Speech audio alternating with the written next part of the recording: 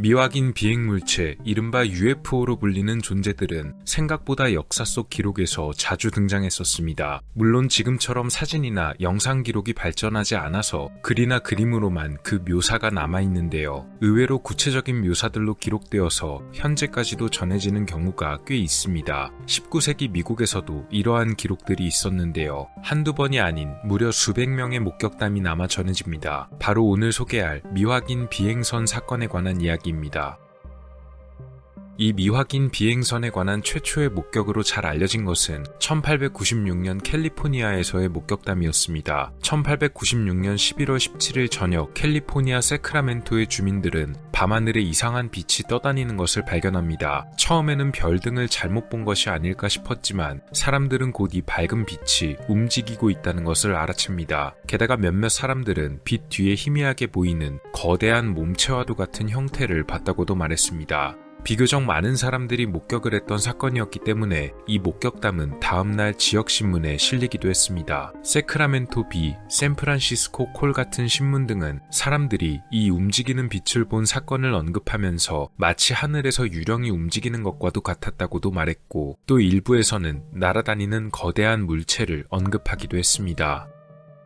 밝은 빛이 처음 목격된 이틀 뒤인 11월 19일에는 이런 기묘한 사건도 있었다고 기록되어 있습니다. 자신을 쇼라는 이름으로 소개한 어느 남자는 자동차를 타고 가다가 기괴한 물체를 발견했다고 합니다. 처음 보는 이 물체는 표면이 금속처럼 되어 있었으며 방향을 조정하는 핸들 모양의 장치가 달려있고 양끝이 뾰족한 아주 거대한 크기의 물체였다고 하는데요. 쇼가 차에서 내려 그 괴상한 물체를 살펴보는 동안 그의 근처로 한 무리의 수상한 사람들이 다가왔다고 합니다. 묘사에 따르면 이들의 키는 2m가 넘을 정도로 무척 컸으며 아주 마른 체형을 가지고 있었다고 합니다. 게다가 뭔가 진동하는 듯한 이상한 소리를 내고 있었다고 합니다. 이 괴상한 모습을 한 존재들은 모두 3명이었는데 이들은 쇼가 타고 온 자동차를 흥미로운 듯이 살펴보다가 쇼를 붙잡고 그 괴상한 물체 쪽으로 끌고 가려고 했습니다. 그러나 쇼가 강력히 저항하자 이내 포기해버렸고 결국 자기들이 타고 온 듯한 그 물체에 탑승해 하늘로 사라졌다네요.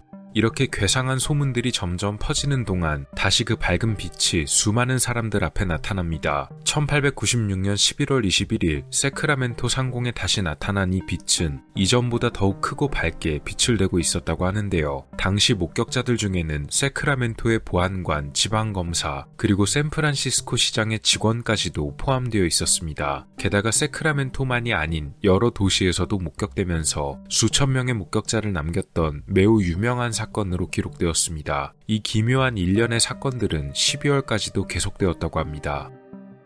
캘리포니아에서의 이 괴상한 사건들은 12월에 수그러들었지만 1897년에는 사건이 다른 지역으로 더 퍼져나갑니다. 네브라스카 지역에서도 이런 밝은 빛들이 발견되었으며 텍사스, 캔자스 지역에서도 계속 이런 현상이 보고되는데요. 아마 이 밝은 빛은 미확인 비행선에서 나오는 빛으로 보였습니다. 이 당시 여러 지역에서 발견된 이런 현상들 중에는 몇 가지 기묘한 목격담과 사례들이 있었습니다. 네브라스카 엘비언의 지역신문 엘비언 위클리지에서는 2명의 목격자가 발견한 어떤 물체에 관해 다뤘습니다. 자신들이 서 있던 곳에서 얼마 떨어지지 않은 곳에 처음 보는 거대한 물체가 하늘에서 떨어져 추락했다는 것. 그런데 갑자기 이 물체가 눈앞에서 사라지고 물체가 사라진 그 자리에 어느 남성이 서 있었던 것입니다. 이 남성은 두 사람에게 다가와서 이들에게 손에 든 뭔가를 내밀었는데요. 아마도 이 손에 든 걸 사용해서 추락했던 물체를 손에 들어올 정도로 작게 만들었다는 의미 같았다고 합니다. 그리고는 어디론가 갑자기 사라졌다고 합니다. 그런가 하면 꽤 확실한 증인이 존재하는 사례도 있었습니다. 1897년 3월 28일 지역신문 로키 마운틴 뉴스에서는 많은 사람이 참석한 어떤 행사에 나타났던 현상에 관해 말했습니다. 이 행사에 참석한 사람 중에는 캔자스주의 주지사였던 존 휘트너 리디가 있었습니다. 지금 보시는 사진 속 인물이 바로 존 휘트너 리디인데요. 당시 행사에 참석했던 참가자들이 하늘을 천천히 지나가는 붉은색 빛을 목격하고 두려워서 어딘가에 숨거나 행사장을 빠져나갔다는 것입니다. 미시건주에서도 이런 목격담이 보고되었는데 이번 목격담은 이 비행선이 공중에서 폭발했다는 내용이었습니다. 미시건주 배틀크릭과 칼라마주에서 빛이 목격된 후에 파빌리온 근처에서 비행선이 폭발하는 장면이 있었다는 것, 이후에 컴스톡 인근에서 비행선의 몸체로 추정되는 일부 파편이 발견되었다는 주장도 있었습니다.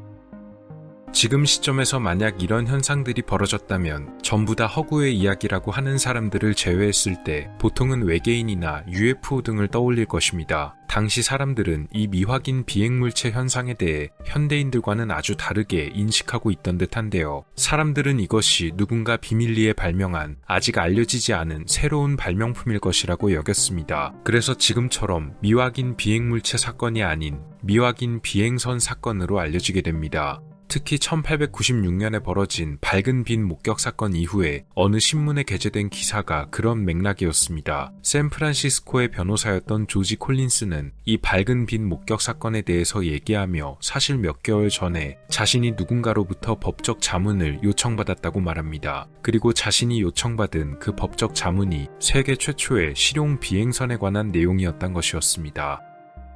다만 조지 콜린스가 게재했던 기사의 내용이 다른 사람들의 궁금증을 해소해주기 위해서라기보단 남들이 모르는 걸 나만 알고 있다는 과시의 뉘앙스였던 듯합니다. 그래서 조지 콜린스의 이런 이야기가 신문에 실리게 되자 그런 이야기 자체를 이해하기가 어려웠던 당시 사람들은 조지 콜린스가 헛소리를 한다며 조롱하기 시작했고, 이후에 캘리포니아만이 아닌 여러 지역에서 비슷한 일이 벌어지자 콜린스는 거짓말이나 하는 허풍쟁이로 소문이 나게 됩니다. 변호사란 직업에게는 매우 치명적인 소문이었습니다. 결국 콜린스는 창피한 나머지 다른 지역으로 떠나버렸다고 하네요.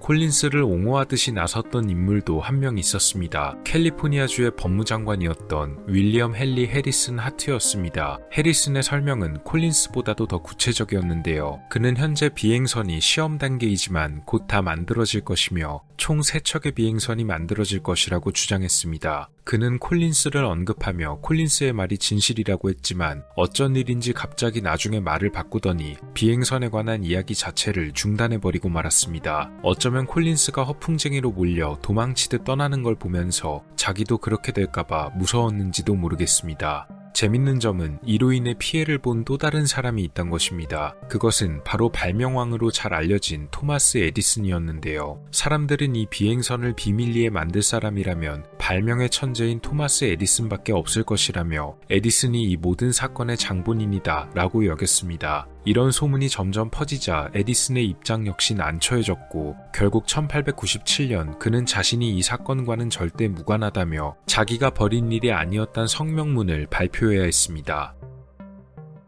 이후 오랜 시간이 흘러 사람들은 사건에 대해 여러 해석을 내놨습니다. 그중 가장 주된 해석은 사건 자체가 크게 부풀려졌던 것인데요. 즉 밝은 빛을 목격했던 목격담 자체는 사실이지만 이것이 어쩌면 단순한 유성을 잘못 본 것일 수도 있고 유난히 밝게 빛나던 별빛을 착각했을지도 모른다는 것입니다. 당시엔 지금과 달리 대기의 질이 더 좋았기 때문에 하늘의 별이 더 잘 보였고 그래서 사람들이 착각했던 것입니다. 다만 이런 해석은 당연히 그에 대한 반박도 존재하는데 과거의 사람들이 아무리 별빛이 밝다고 하더라도 늘 보던 별빛과 이상한 현상을 구분도 못하진 않을 것이란 내용입니다. 또 다른 해석은 처음 해석과 비슷하게 이 사건이 실제 사건을 바탕으로 했으나 일이 지나치게 커져버린 것이 아닌가 하는 것입니다. 템플 대학교의 교수이자 역사학자를 지냈던 데이비드 마이클 제이콥스의 의견에 따르면 이것이 자극적인 것을 원하던 사람들에 의한 폐해란 것이었습니다. 당시에는 옐로 저널리즘, 황색 언론이 판을 치던 시대였는데 더 자극적인 기사, 더 눈을 끄는 기사를 실어서 다른 신문사보다 높은 판매고를 올리는 것이 목표인 경우가 많았습니다. 지금처럼 사람들이 정보를 더 확실하게 확인할 길이 없고 신문에 실리는 기사를 하나하나 다 체크할 수가 없었기 때문에 일부러 부풀려서 기사를 작성했을 가능성이 높단 것입니다. 목격담 자체는 수많은 사람들이 봤던 일이었기에 실제로 있던 사건이 맞기는 맞지만 오히려 이 실제 목격담을 빌미로 신문사들이 교묘하게 서로 주거니 받거니 과장된 기사를 만들기도 했던 것입니다. 실제로 일부 기사들 중에는 잘 읽어보면 풍자적인 내용들 또는 마지막 문장에 기사 내용이 사실 장난일 수도 있다는 일종의 힌트를 심어놓은 기사들이 존재하기도 했다네요. 즉 실제 사건이 벌어지자 몇몇 신문사들이 이에 편승해서 여러 기사를 지어내다가 점점 일이 커졌단 것입니다. 문제는 만약 기사들이 과장하고 부풀린 것이라고 해도 실제 목격한 증인들이 너무나 많다는 사실입니다. 특히 개중에는 정치인 등의 인물들도 있었고 수백 명이 동시에 봤던 경우도 여러 차례 있었기 때문에 완전히 없는 사실은 절대로 아니었던 것입니다. 다만 이런 기사들이 쏟아져 나오게 되면서 사람들이 목격했던 목격담 자체에 집중하기보다는 자극적인 이야기에만 관심을 쏟게 된 것이 문제였습니다. 또 다른 해석으로는 외계에서 온 존재들이란 가설이 있었습니다. 19세기에도 이렇게 생각했던 사람들이 비록 소수지만 존재했던 것으로 보입니다. 조금 재밌는 점은 이 19세기의 미확인 비행선 사건에서 여러 가지로 알려졌던 목격담과 사건의 내용들이 이후 현대에 나타난 UFO 사례들과 매우 비슷하다는 것입니다. 알 수 없는 빛을 본 사람들, 기묘한 물체의 추락, 그리고 외계인으로 추정되는 사람들과의 조우까지 현대적인 UFO 목격담과 여러모로 비슷하다는 점에서 이 사건을 외계인의 소행으로 보는 시각과 해석도 존재합니다. 또한 사진으로 남길 수가 없어 사람들의 묘사에 의존해 그림과 스케치만으로 남은 이 미확인 비행 물체들의 모습이 현대에도 잘 알려진 UFO의 모습들과 상당히 흡사한 면이 많다는 점도 의미심장합니다. 최근 미국에서도 각지에서 정체를 알 수 없는 비행 물체들이 여기저기서 발견된다며 떠들썩했던 일이 있었습니다. 과연 19세기에 많은 사람들이 겪었던 이 사건의 정체는 무엇이었을까요? 단순히 정말 초기에 발명된 시험용 비행선이었지만 사건의 목격담에 편승해서 과대하게 부풀려진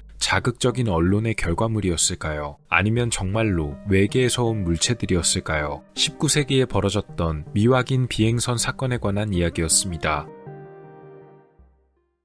오늘 영상은 어떠셨나요? 다음 시간에도 더 많은 이야기들로 찾아뵙도록 하겠습니다. 미스터리 큐브였습니다. 감사합니다.